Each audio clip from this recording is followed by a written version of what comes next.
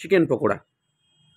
বাড়িতে ছোটোখাটো একটা পিকনিকের জন্যে চিকেন পকোড়া বানালাম, তারই একটা রেসিপি আজকে সবার সাথে শেয়ার করলাম। ভালো লাগলে চ্যানেলটিকে সাবস্ক্রাইব করে নিও। প্রথমে চিকেনগুলোকে কিনে এনে ভালো করে পরিষ্কার করে ধুয়ে নিলাম, তারপরে পকোড়ার পিসের মতো করে ছোটো ছোটো করে পিস বানিয়ে নিলাম।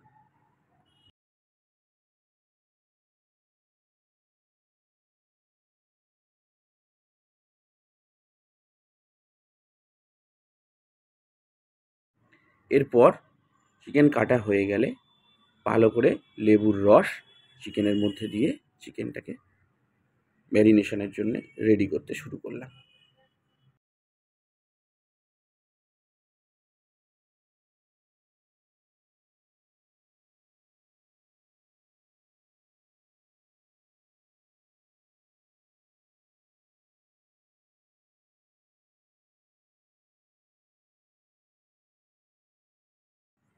এরপর স্বাদ মতো নুন চিকেনের ওপরে ছড়িয়ে দিলাম।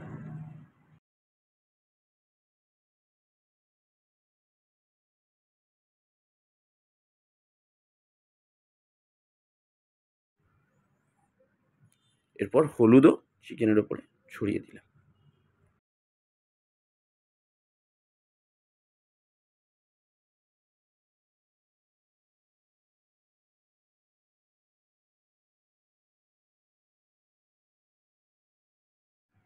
এরপর জিরে ও ধনের গুঁড়ো চিকেনের ওপরে ছড়িয়ে দিলাম।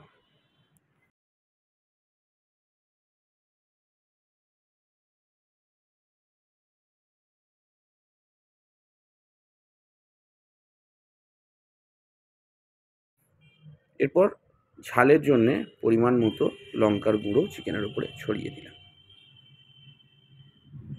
আর কিছুটা চিনি স্বাদের জন্যে চিকেনের ওপরে ছড়িয়ে দিলাম।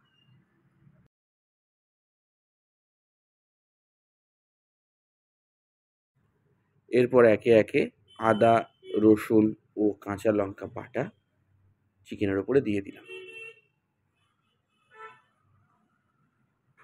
পরিমাণ যেন ঠিকঠাক থাকে, তা না হলে কিন্তু টেস্ট ভালো হবে না। আমাদের চিকেন পকোড়ার টেস্ট দারুণ হয়েছিল।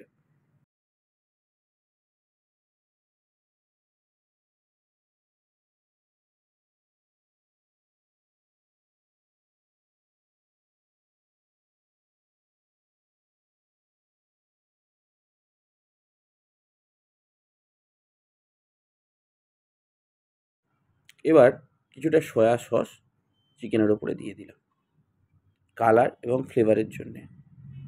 ধনেপাতা কোচানো চিকেনের ওপরে ছড়িয়ে দিলাম।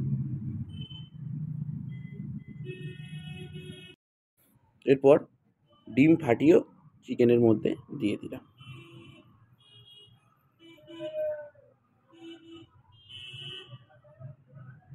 তারপর চিকেনটাকে ভালো করে মিক্স করতে শুরু করলাম।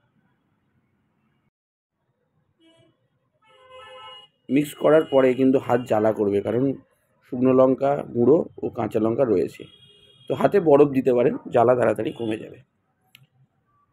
ভালো করে মিক্স করে নেওয়ার পরে কিছুটা গরম মশলার গুঁড়ো মাংসের ওপরে ছড়িয়ে দেবো।